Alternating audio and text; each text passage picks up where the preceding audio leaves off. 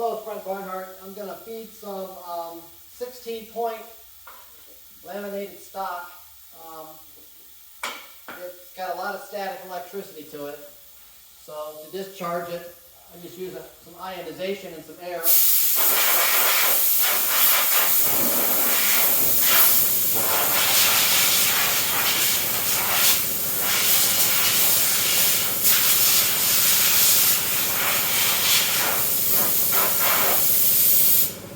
Now, for my customer, I think we'll probably mount a couple of ionization blowers right here. Probably mount them right here so that they're pointing down. I think I have one here. Yeah.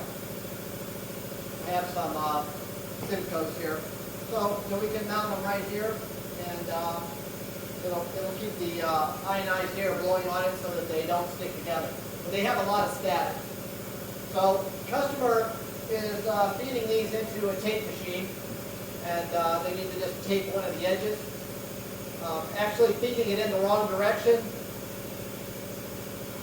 They plan to feed it in this direction, but they have a lot of different sizes, all the way up to 30 inches.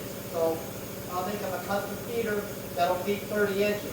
But we're testing it to demonstrate it feeding these stocks.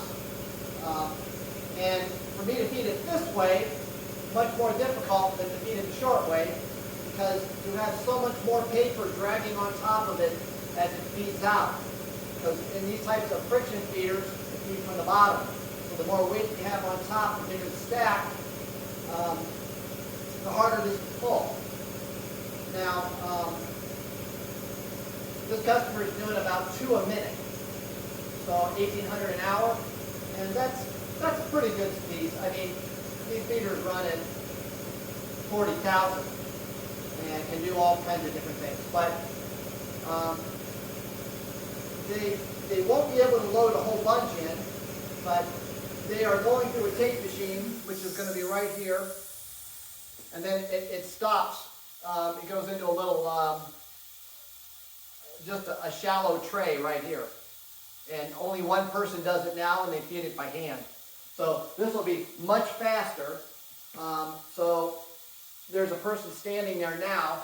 He'll be able to get this job done in, good Lord, I don't know, 10 times quicker probably.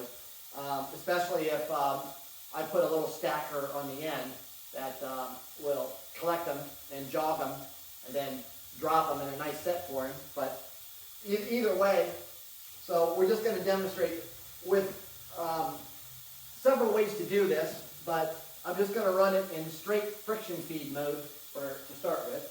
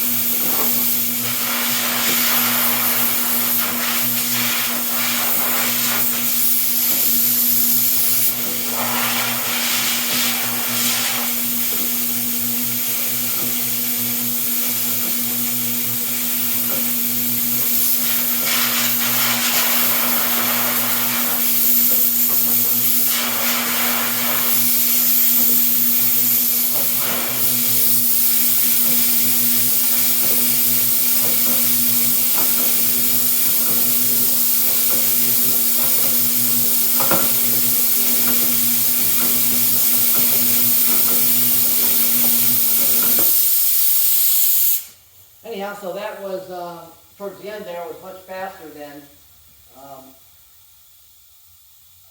one every 2 seconds. I guess when I make the video, we can check, you can probably check the clock on it and see how fast we're going. And you might hear the paper snagging a little bit on here when this is just a sample run to make sure that it feeds accurately.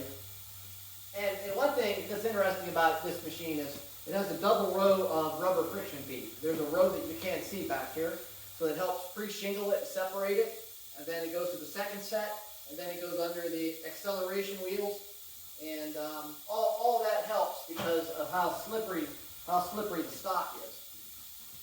And when I make the 30-inch model, it'll have more belts across the front, so when it's feeding, you won't hear that pop. It's snagging just a little bit there on the machine. I don't know if you can hear that on the video or not. And it's a bit awkward here. Hard for me to watch and do at the same time.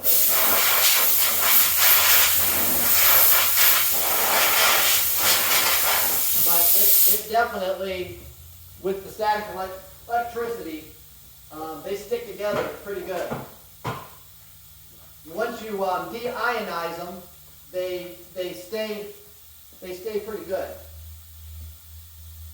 There's several ways to run this. That is regular stream feed mode there. But if we put it on demand mode, we can put the photo eye that triggers it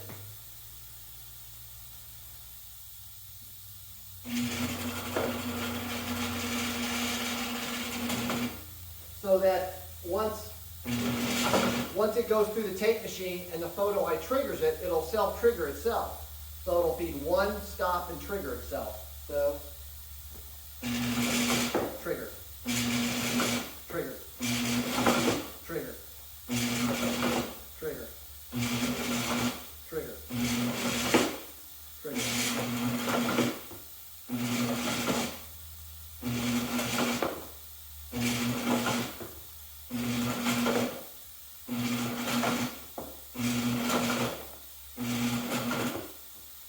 Speed that up just a hair. Load some in there. But having the ionizers on the side will make it, of course, easier. I won't have to sit here and load the stack down.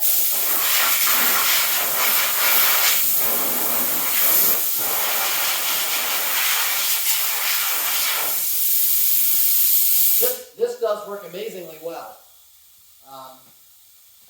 I think you all know that you can take and use dryer sheets that you use for your clothes and wipe the paper down and wipe the machine down. That'll help get rid of static.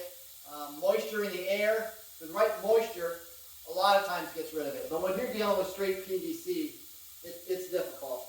It's very difficult.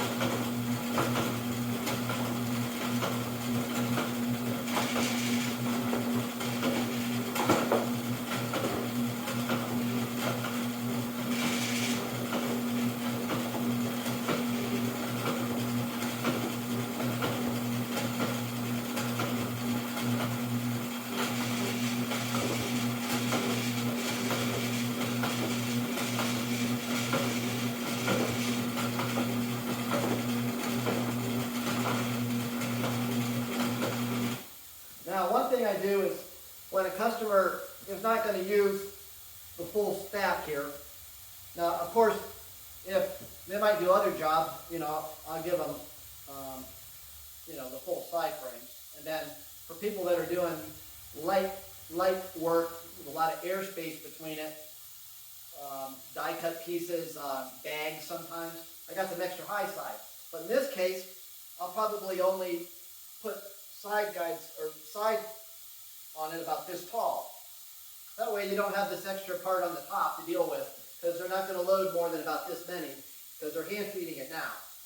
And they're going to have to take and unload this, because what's already in this box is more than the feeder will hold on their tape machine.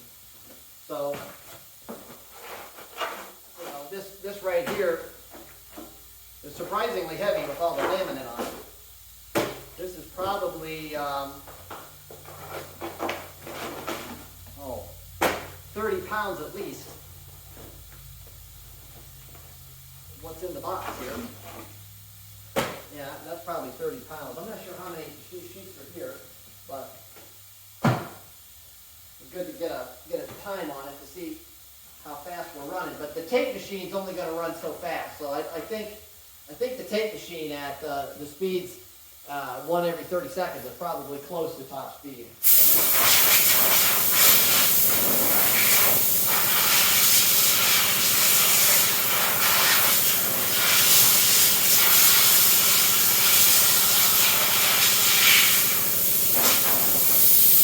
Now, the ionized air, like I said, you can take blow the stack before you load it. That works fine. But of course, that's keeping me kind of busy here. Not hard to do. Or you can mount that so that, when you pick the stack up, you can kind of course, you're holding it together with your hand, so that's probably not a good idea. But once you take the static out, it's good for, I forget how long. You've got some time before it comes back. I think you can look that up online. I don't know if it's a set number, but it's not 30 minutes, but you got a good 5 to 8 minutes, I think, where the static stays out of it. You can work with it.